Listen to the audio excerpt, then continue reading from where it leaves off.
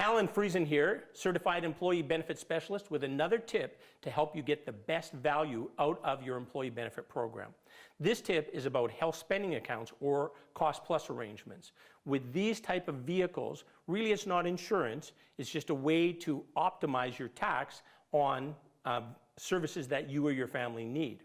And the most appealing thing about health spending accounts is that they're very versatile.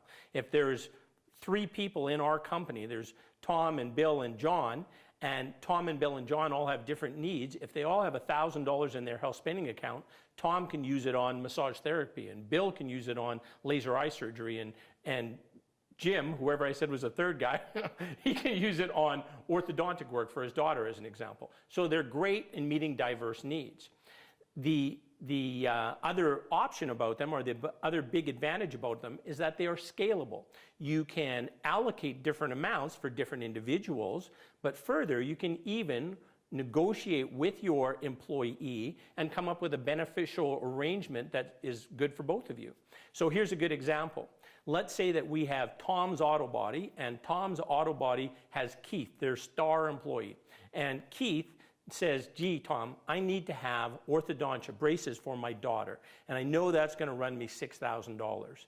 Any way that we can add something like that on our employee benefit plan? And maybe the plan is too small to have orthodontia coverage. Maybe it doesn't make sense that everybody's got to pay the premium when it's only going to benefit Keith, those kind of things. So Tom might say, Tom, or Keith, I can't pay you any more than I can pay you. I can't change the benefit plan, but here's what I will do for you.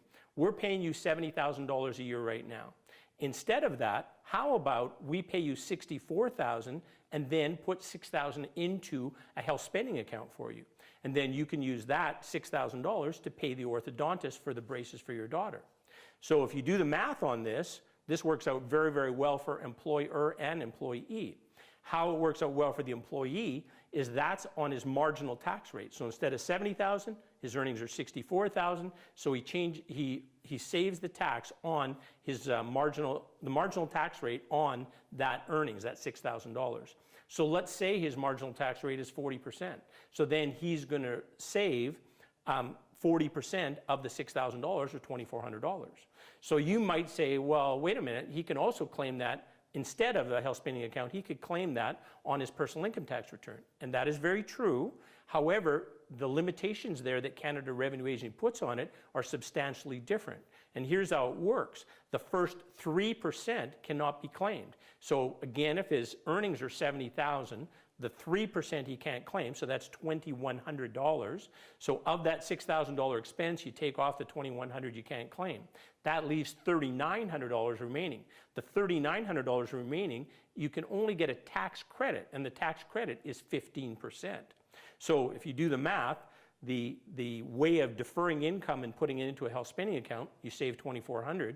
If you do it through a personal income tax return, your savings are under $600. So a fairly significant advantage by putting it through the health spending account. Now, as much a fan I am of health spending accounts or cost plus arrangements, I don't see them as being a vehicle that you want to use solely. I see them as being a top-up to look after extra things that might occur, especially extra things that you can budget around. I'm a big fan of having an underlying insured component and then the health spending account to pick up the additional things that you can plan for. So hope that message is of help to you, of assistance to you. If I can help, please do give me a call. My contact information is here, and thanks much for listening.